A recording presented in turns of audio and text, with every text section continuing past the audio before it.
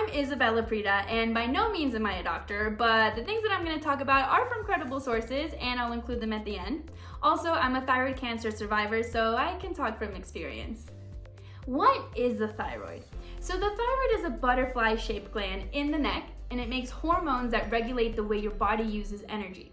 It controls your metabolism, body temperature, muscle strength, and even your mood. Essentially, the thyroid produces a hormone that influences every cell, tissue, and organ in the body. Hypothyroidism and hyperthyroidism.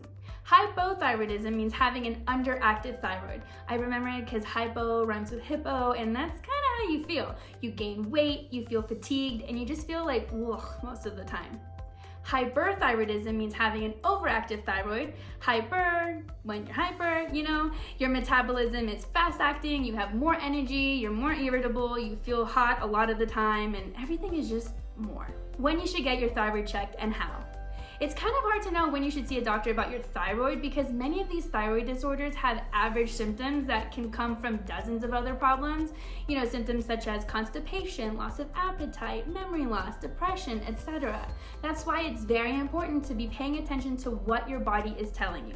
When you're gaining weight, when you feel more hot than cold, when your muscles feel weak, etc. You can always write this stuff down.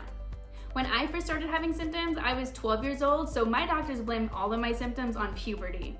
Getting your thyroid hormones checked is done by a simple blood test that checks your TSH levels. Your thyroid doesn't work alone. It has a sidekick, which is the pituitary gland. They're constantly working together to make sure your hormones are at healthy levels. And like every superhero and sidekick, sometimes one of them does more work than the other, but they're always still a team. If your thyroid is producing too much thyroid hormone, then the pituitary gland will produce less TSH. If your thyroid is not producing enough hormone, then the pituitary gland will produce more of the TSH hormone. Your blood test will show what levels they're each at, and if they're off, then you'll most likely be given medication. Your medication will either compensate for the hormones your body isn't producing, or it'll suppress the amount of hormones your body is making. Every single person is different, and also keep in mind that your levels can change at any time. Your hormones are just so extra, they can change for whatever reason and not even care.